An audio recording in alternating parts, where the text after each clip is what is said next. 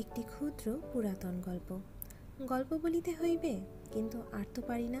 এখন এই পরিশ্রান্ত অক্ষম ব্যক্তিটিকে ছুটি দিতে হইবে। এ পদ আমাকে কে দিল বলা কঠিন। ক্রমে ক্রমে একে একে তোমরা 5 জন আসিয়া আমার চারিদিকে কখন জড়ো হইলে এবং কেন যে তোমরা আমাকে এত অনুগ্রহ করিলে এবং আমার কাছে এত প্রত্যাশা করিলে, তাহা বলা আমার পক্ষে দুঃসাধ্য। অবশ্যই সে তোমাদের নিজ গুণে শুভাদৃষ্টক্রমে আমার প্রতি সহসা তোমাদের অনুগ্রহ উদয় হইয়াছিল, এবং যাহাতে সে অনুগ্রহ রক্ষা হয় সাধ্যমতো সে চেষ্টার ত্রুটি হয় নাই। কিন্তু 5 জনের অব্যক্ত অনির্দিষ্ট সম্মতিক্রমে যে কার্যভার আমার প্রতি অর্পণ হইয়া পড়িয়াছে, আমি তাহার যোগ্য নহি। ক্ষমতা আছে কিনা তাহা লইয়া বিনয় বা অহংকার করিতে চাহি না, কিন্তু প্রধান কারণ এই যে বিধাতা আমাকে নির্জনচর জীবরূপে গঠিত করিয়াছিল। খ্যাতি যশ জনতার উপযোগী করিয়া আমার গাত্রে কঠিন চর্মাবরণ দিয়া দেন নাই। তাহার এই বিধান ছিল যে, যদি তুমি আত্মরক্ষা করিতে চাও তো একটু নিরালার মধ্যে বাস করিও। চিত্ত সেই নিরালা বাসস্থানটুকুর জন্য সর্বদাই উৎকণ্ঠিত হইয়া আছে। কিন্তু পিতামহ অদৃষ্ট পরিহাস করিয়াই হোক অথবা ভুল বুঝিয়াই হোক, আমাকে একটি বিপুল জনসমাজের মধ্যে উত্তীর্ণ করিয়া এক্ষণে মুখে কাপড় দিয়া হাস্য করিতেছেন। আমি তাহার সেই হাস্যে যোগ দিবার চেষ্টা করিতেছি, কিন্তু কিছুতেই কৃতকার্য হইতে পারিতেছি না। পলায়ন করাও আমার কর্তব্য বলিয়া মনে হয় না। সৈন্যদলের মধ্যে এমন অনেক ব্যক্তি আছে যাহারা স্বভাবতই যুদ্ধের অপেক্ষা শান্তির মধ্যেই অধিকতর স্ফূর্তি পাইতে পারিত, কিন্তু যখন সে নিজের এবং পরের ভ্রমক্রমে যুদ্ধক্ষেত্রের মাঝখানে আসিয়া দাঁড়াইয়াছে, তখন হঠাৎ দল ভাঙ্গিয়া পলায়ন করা তাহাকে শোভা পায় না। অদৃষ্ট সুবিবেচনাপূর্বক প্রাণীগণকে যথাসাধ্য কর্মে নিয়োগ করেন না, কিন্তু তথাপি নিযুক্ত কার্য দৃঢ় নিষ্ঠার সহিত সম্পন্ন করা মানুষের কর্তব্য। তোমরা আবশ্যক বোধ করিলে আমার নিকট আসিয়া থাকো এবং সম্মান দেখাইতেও ত্রুটি করো না। আবশ্যক অতীত হইয়া গেলে সেবকাধমের প্রতি অবজ্ঞা প্রকাশ করিয়া কিছু আত্মগৌরব অনুভব করিবারও চেষ্টা করিয়া থাকো। পৃথিবীতে সাধারণত ইহাই স্বাভাবিক, এবং এই কারণেই সাধারণ নামক একটি অকৃতজ্ঞ অব্যবস্থিত চিত্ত রাজাকে তাহার অনুচরবর্গ সম্পূর্ণ বিশ্বাস করে না। কিন্তু অনুগ্রহ নিগ্রহের দিকে তাকাইলে সকল সময় কাজ করা হইয়া ওঠে না। নিরপেক্ষ হইয়া কাজ না করিলে কাজের গৌরব আর থাকে না। অতএব যদি কিছু শুনিতে ইচ্ছা করিয়া আসিয়া থাকো তো কিছু শুনাইব, শ্রান্তি মানিব না এবং উৎসাহেরও প্রত্যাশা করিব না।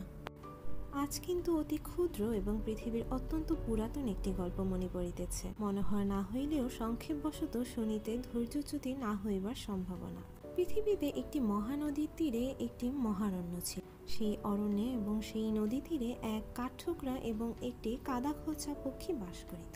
ধরাতলে কীটজলঘর সুলভ ছিল তখন ক্ষুধা নিবৃত্তিপূর্বক সন্তুষ্ট চিত্তে উভয় ধরাধামের যশকীর্তন করিয়া পুষ্ট কলেবরে বিচরণ করিত।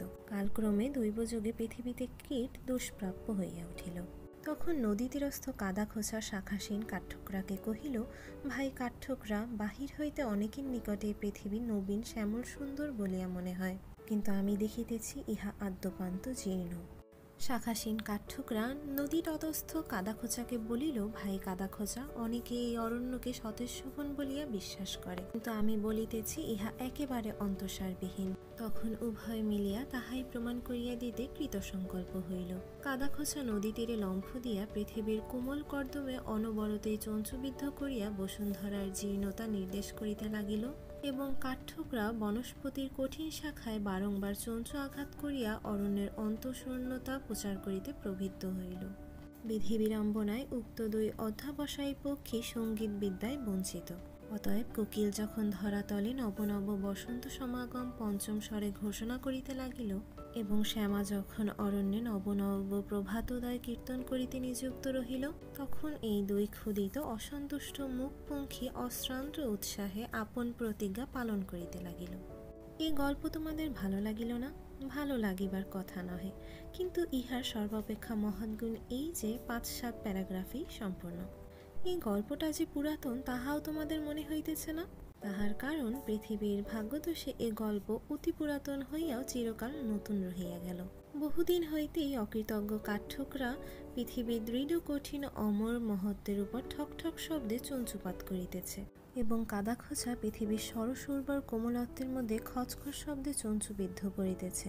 আজও তাহার শেষ হইল না, মনের আক্ষেপ এখনো রহিয়া গেল। গল্পটার মধ্যে সুখ দুঃখের কথা কি আছে জিজ্ঞাসা করিতেছ? ইহার মধ্যে দুঃখের কথাও আছে, সুখের কথাও আছে। দুঃখের কথা এই যে পৃথিবী যতই উদার এবং অরণ্য যতই মহৎ হোক, ক্ষুদ্র চঞ্চু আপনার উপযুক্ত খাদ্য না পাইবা মাত্র তাহাদিগকে আঘাত করিয়া আসিতেছে। এবং সুখের বিষয় এই যে তথাপি শত সহস্র বৎসর পৃথিবী নবীন এবং অরণ্য শ্যামল রহিয়াছে। যদি কেহ মরে তো সে ওই দুটি বিদ্বেষ বিষ জর্জর হতভাগ্য বিহঙ্গ, এবং জগতে কেহ সে সংবাদ জানিতেও পায় না। তোমরা এই গল্পের মধ্যে মাথামুণ্ড অর্থ কি আছে বুঝিতে পারো নাই? তাৎপর্য বিশেষ কিছুই জটিল নহে, হয়তো কিঞ্চিৎ বয়সপ্রাপ্ত হইলেই বুঝিতে পারিবে।